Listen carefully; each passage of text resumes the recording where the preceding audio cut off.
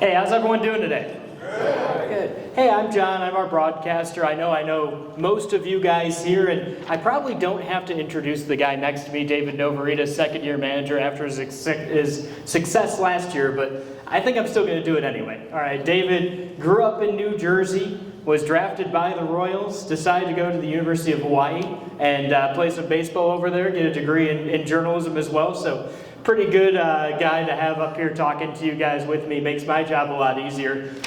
Excelled at the University of Hawaii and was drafted by the Tigers. Played in that system for a little bit and then spent 1 year in independent ball where he played for the Billings Mustangs with actually one of our pitching coaches, Taylor Bloy, if you guys are familiar with him as well. And after that, started moving right into the coaching realm. Was with Quad Cities for a year or two, went over to Omaha, and then we all know what he did last year, leading the Fireflies to their first postseason appearance ever, and winning a postseason series at that too. So check 2 boxes off the list at the same time. It was truthfully a super exciting season. I've been in minor league baseball for almost 10 years and have never been on the edge of my seat as much as I was in 2025.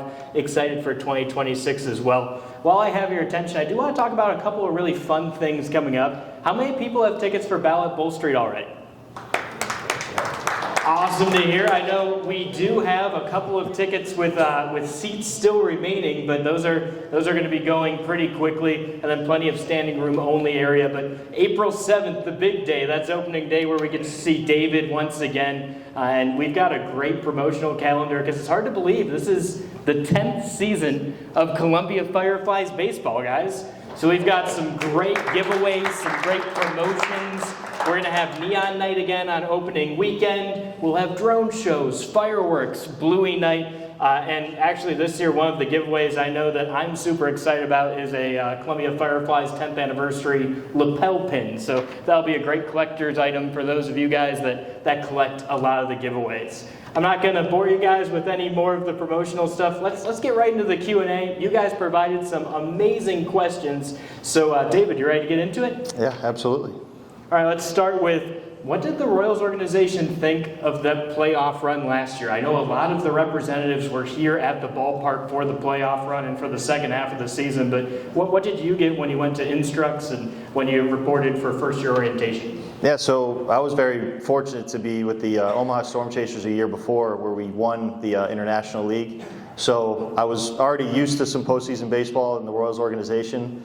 We were the only team to make the playoffs out of the Royals organization last year, so kind of all eyeballs were on us. So that was a good and bad thing. So they're critiquing everything I did, but no, it was very, very great experience for not even just for us, but just for the players and the staff, and for us to really get everyone's attention and really kind of follow us from that end of the first half all the way to the postseason. And the parent club has a ton of influence, right? We've seen Michael Garcia come from Columbia in 2021 to making an all-star appearance with the Royals this last year. One of our first all-star members, right? Him and Andres Jimenez have gotten there.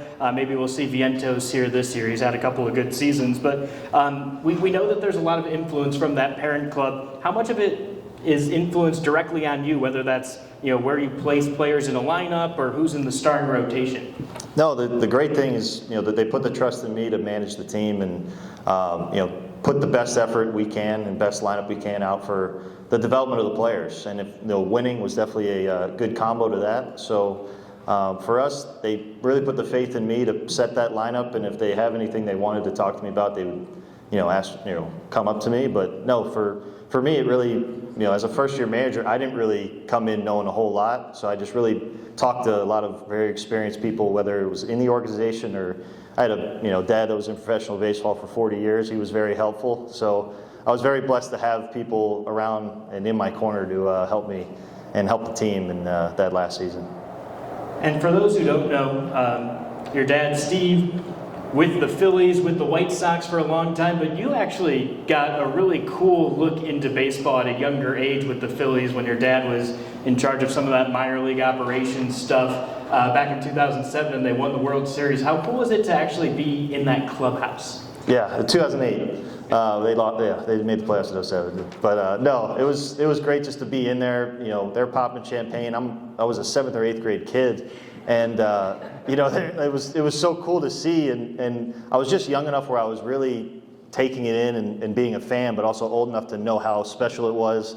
My dad's crying, and I'm more concerned about him crying I'm like, Dad, don't embarrass me, like stuff like that. So really cool experience just for me and my brother to get through that. And but I was very blessed at a young age to get that experience. So now that I was the one starting the celebration this past year, I was definitely knew what to do. So. Dad, you're embarrassing me in front of my friends Ryan Howard and Chase Utley, right? Yeah, that's right. So you've gotten the chance to be in the clubhouse at Citizens Bank Ballpark. Obviously, all of us are very familiar with Segra Park and how beautiful it is, but there are a lot of teams here in the Carolina League. What was your favorite stadium to go to outside of Segra Park? This is really a beautiful league. I mean, the whole Carolinas are just so special. The one that's been near and dear to my heart that's not even a stadium anymore was Zebulon, because it's closed down now, but just because we were the last team to really win a division there. So I was like, yeah, we'll remember that for the rest of the time. So and just that city was just very special. So I can go to any one of these ballparks, but that one definitely has a little spot in my heart. Celebrating in the rain after clinching that first half title was something I'll certainly always remember there. We're close. We're a little over a month away from opening day. How excited are you for the 2026 season? Yeah, I'm incredibly excited just to be back here, getting to spend time with the great fans here in a great city. I don't know if you guys knew I got engaged in this city as well this past off season. Thank you. Over at newly renovated Finley Park. I had a lot of the great staff with Columbia helping me out, and they were taking pictures for me and everything. So I used and abused them all off season as well too. So, but no, it was really, this city has really spent has a very special place in my heart, and I'm very very happy to be coming back and spending a great time with you guys. A lot of people say that their first managerial job is super, special to them. That city is a place they'll always remember, but I mean, even more special if you're getting engaged here too. So congratulations on that. I really love this next question, and I love it because last year we had some really good pitching prospects on this team. Who was the top pitching prospect you've ever seen, and do any current Fireflies bear even a passing comparison? Oh man, no, this. I played in the Tigers organization when they were younger. Now they're in the major leagues now with Tarek Skubal. I was a teammate of his in Lakeland, Florida. He was definitely a little unpolished back then. Now he's just a whole different guy. It's really impressive to see how he's grown in his career. And me being 29 years old, I played with a lot of guys that are in the major leagues right now. So there's a reason why I'm coaching at 29 years old, and they're the ones still playing. But it's still very blessed and able to get. Be these teammates with these guys and get to learn. And I still communicate with a lot of those guys. But yeah, Tarek Skubal was probably the one that stood out. Was like, yeah, this guy's pretty good. And Skubal, of course, just won that massive arbitration case, and I think that's going to set the standard for arbitration here for the next couple of years. As some of these young guys that we've seen here in Columbia, maybe David Shields, Kendry Churio last year in that playoff rotation, might be going through similar arbitration cases. Maybe not next year, but in 5, 6, 7, and 8 years from now, hopefully. What's your favorite memory from last season? There are a lot to pick from. I know you already talked a little bit about clinching the playoffs in Zebulon, but a lot of special moments last year. Yeah, no, it's so funny because you don't really realize it until the season's over. And I was lucky enough to drive from Columbia back to New Jersey, so it was a nice 9-hour reflection on the entire season. And no, what really stood out to me was just how much the players really took on the identity of the team. It made my job a whole lot easier. I talked about it before, they attacked media day as hard as opening day. So I think Kansas City Royals do a great job of just really embodying that for these players and making them, caring about more of the person more than the player. And those guys, I think they really took on the whole city when we started winning, and I think they wanted to be that first team to make a playoff appearance, and then they didn't want to just make the playoffs, they wanted to go win it. So those last few games definitely got a little chippy and a little chirpy, which was not a fun part for me as a manager to go out there and break it up, but the passion really showed from just the players and from the fans. So I think really getting that whole experience and spending a few extra days with those guys and in the playoffs, that's what I really remembered. That passion's huge. And the Royals love playing fast in the minors. They love playing unafraid. I think one thing that both Mitch Meyer and JJ have said when they've come here is it's not so much if you made that mistake if you're trying to do something. So if you see Asbel Gonzalez get caught stealing, that's not something that he's going to get massacred over in film or looking at it the next day before practice, because they want him to play free and unafraid. You make those mistakes in single A, so that way when you're playing with the Royals as a pinch runner in the World Series in 10 years, you're not making the same mistake. No, and that's one thing I told those guys from day one when I got the job, that this is my first year managing. I'm going to make a lot of mistakes, and you guys are too, so let's build around it. So I really thought it created a really good environment to, like I knew coming out I was not going to be making every right decision, so I thought it made everybody maybe a little more relaxed, and that we started off really well that year, and it just carried over. So I know you've spent a couple of years now. You're on year 5 in the coaching staff world. But what do you focus on for player development? And is it any different than maybe some of the more experienced guys like a Trip Keister that you would have had last year kind of guiding you, Mike? Yeah, that's really what I try to focus on these guys, is being the same person every day. Everyone can be great one day or 2 days or a week, but the great players, they're the same guy every day. So learning that routine, and that's stuff that when I was playing, I was not very good at. I always try to stay ready, but also just didn't really get into a good routine.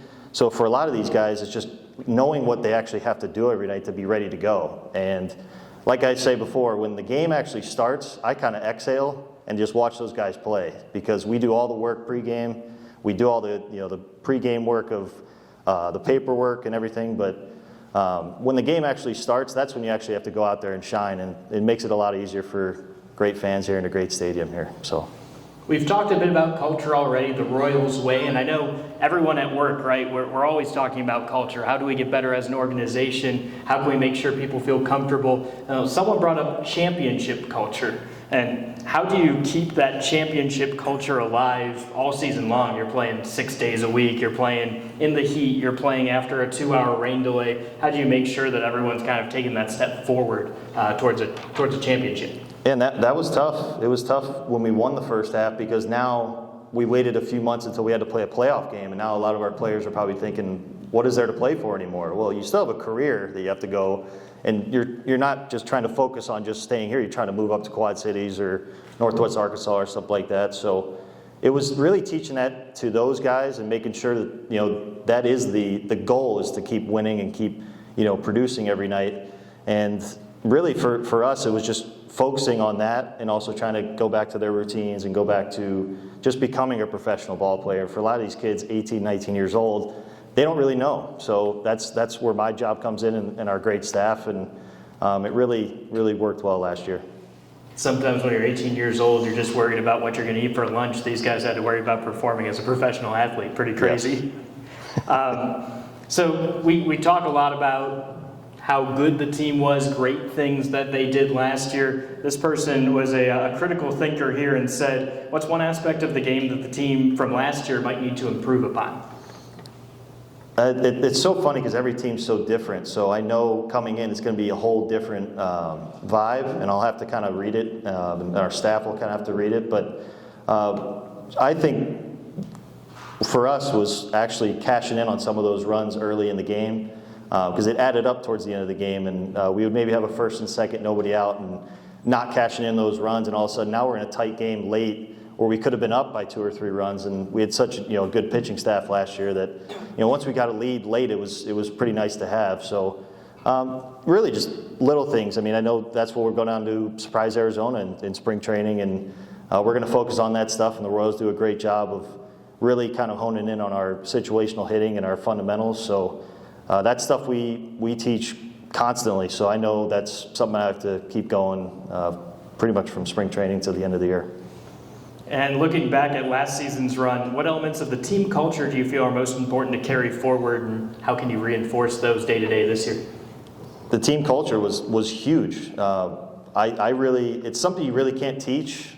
We had great clubhouse guys that they kind of handled the clubhouse that were, for me, I didn't have to actually get on them much about certain things. And it really is not even baseball related. It was just like how they handle the locker room, how they handle the music in the locker room. I know it's different. We have different cultures that they have to go through. So I know we have a lot of, great baseball players in our organization, but we also have great people. So for me, that makes my job a whole lot easier when they just come in and actually set the mood, set the tempo, and I was just along for the ride. It was really, really great. So.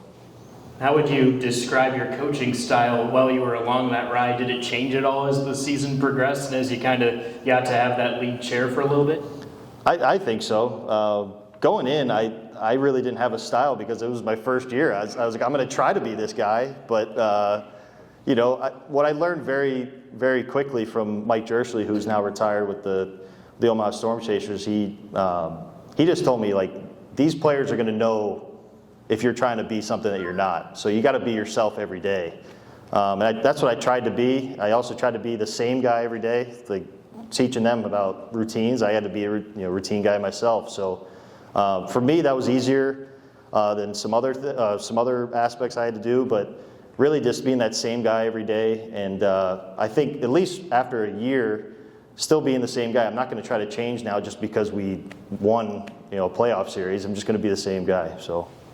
And being that same guy, that consistency helps when you've got an organization like the Royals behind you, and their philosophy, it seems like, hasn't changed at all, one iota, since 2021 when the Fireflies first became affiliated with them. To what extent does that organizational philosophy impact your management style?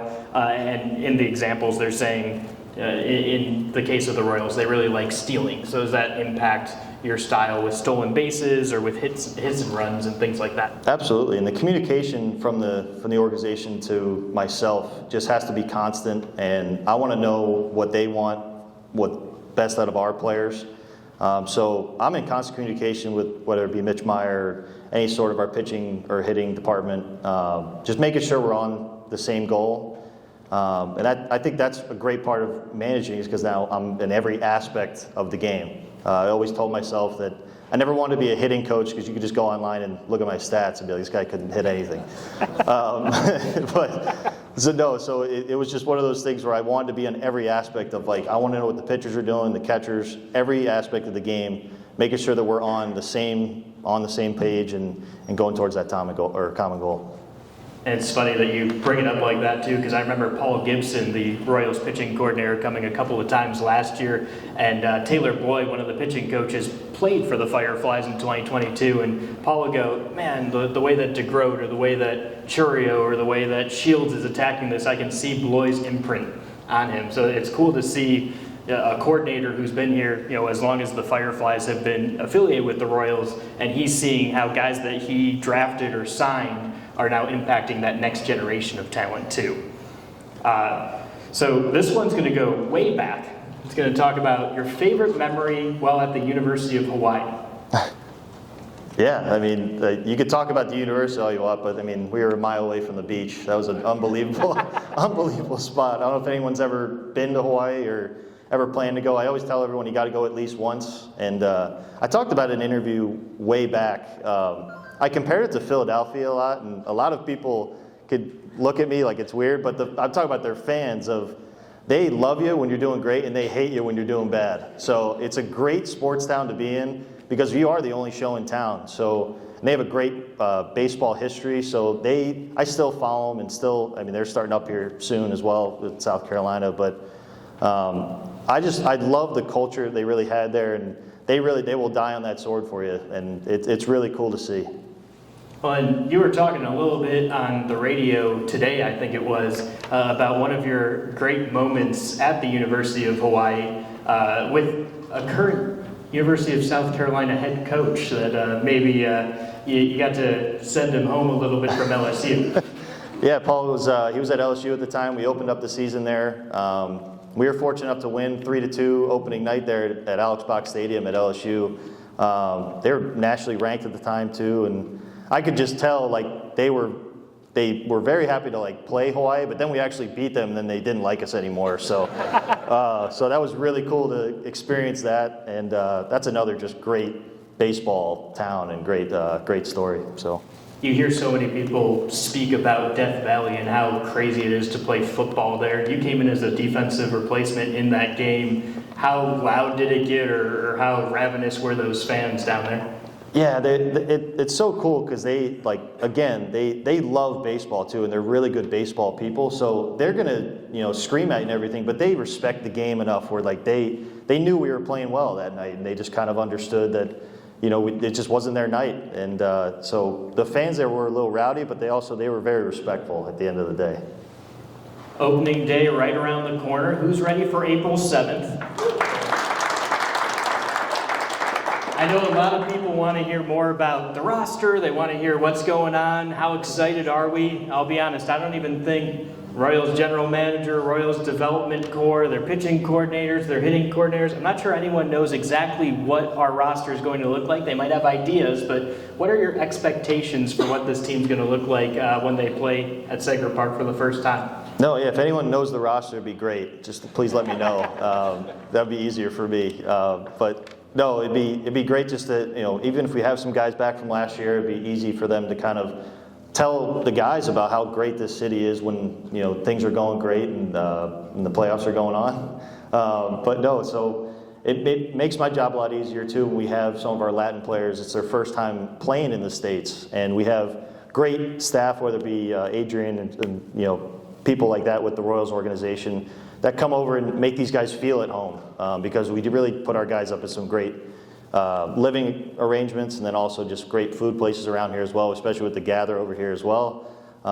Just building so much around here that these guys, it doesn't feel like a minor league ballpark. It actually feels like pretty big league around here. It's pretty impressive. So it makes my job a lot easier that they feel comfortable. And then when the baseball actually has to start happening, that it's easier for them to feel more comfortable. You mentioned Adrian Alcantara, who was a 2022 Columbia Firefly, notched 100 strikeouts, was a really big part of that team. Played a little bit as a rehabber here in 2024 as well. This last year you had a couple of those guys, right? You had Josh Hansel start the year here. You had guys who had already played here like Diomi Salone to teach some of those younger guys. I know we often dominate the narrative with, Kendry Churio's 17 years old and can throw 97, and David Shields is the Carolina League Pitcher of the Year at 18. How big are some of those guys who maybe have gone to a four-year university, maybe are repeating the level to that makeup of the roster on opening day? We're definitely going to have prospects on the roster on opening day, but those guys are kind of the glue in April and May. Absolutely, and those are guys I don't really have to talk to too much early on because they've been through that situation or been through those games. Some of them played in South Carolina as well, being in the SEC. So those guys are very easy to kind of go into a season like this. So I have to more focus on some of the Latin players or some of the high school kids. But those are great mentors too. I know when I was playing, I was one of those guys, those college guys that would be mentoring some of the younger guys. And I very much cared about development as a player as well. I was behind the plate catching, thinking, man, I really want this pitcher to actually succeed. So maybe to a fault of mine, I cared about my player's success maybe more than mine. But it's definitely molded me into some, I thought, good coach someday. And that was one thing I kind of took away from that. But no, that's one thing I think those college kids can really help. One of those players that you helped develop was Taylor Bloy right before he got signed by the Royals and was assigned here to Columbia.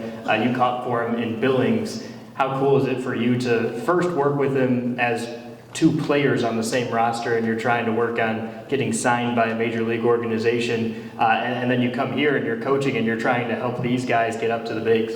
So he was my roommate actually when he got the call from the Royals when he got signed. We were in Great Falls, Montana. I was about to go catch a doubleheader that day, so I was not really looking forward to being out in the heat all that time. And he's getting called up to the Royals. I'm like, great, now my roommate's gone. But no, so it was really cool when he got done playing. The Royals called him to coach, and he the first thing he did was he called me and was like, what do you think about coaching with the Royals? I just told him everything. And now it's funny enough that last year was our first year coaching together. We're doing it again.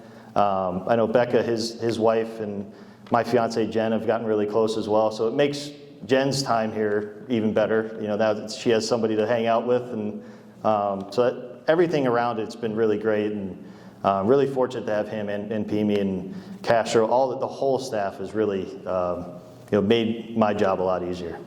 Even Chris Nelson, the only first-year member of the staff, or at least didn't come back from last year. He was with the team a handful of years ago. Someone that you know and have worked with before. Yes, and he was with a lot of these players that were in the Complex League last year. They'll be up here this year. So the familiarity with him, and he's an unbelievable guy to be around. I don't know if you remembered him when he was coaching back here in Columbia, but very charismatic guy, and he's loud, so that's a good thing to have, and definitely matches the energy of some of our players. All right, everyone, let's give David a big round of applause.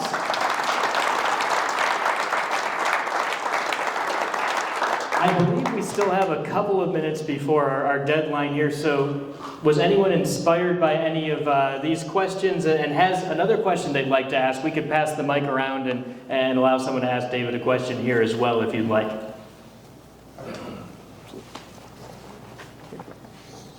David, I know at this level, minor leagues, you're trying to balance player development and winning games.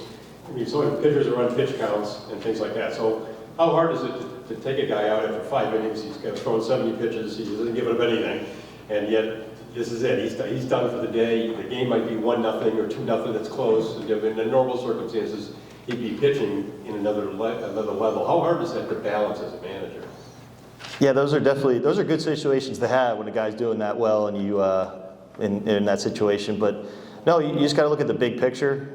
We really, before games, we'll talk about it before. So if that situation comes up, that we know that this is the right time to take him out, and we're putting the player in his best situation to do it. And I thought the postseason last year really was easy for me to okay, now these games really matter. No matter what happened, we had, Cheerio throwing that game 3, 17-year-old kid, and he's throwing a playoff game to decide if we're winning a championship or not. I thought no matter what happens, this is so great for his development and so great for not even just for him, but just the entire team to be a part of that. So for me, it was easy just to, make that lineup and make those changes. But yeah, those are definitely the situations that you have to think about the winning aspect of it, but also we're putting our players in the best situation. Hey, David.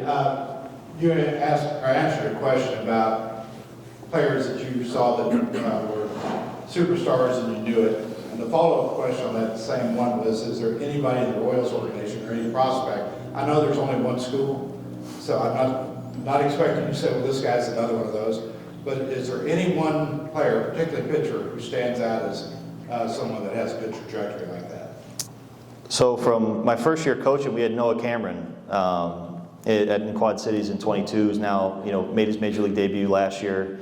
You can kind of just see it. He came up here from Columbia that same season, and you could just kind of see he was marching to a different beat than a lot of different guys.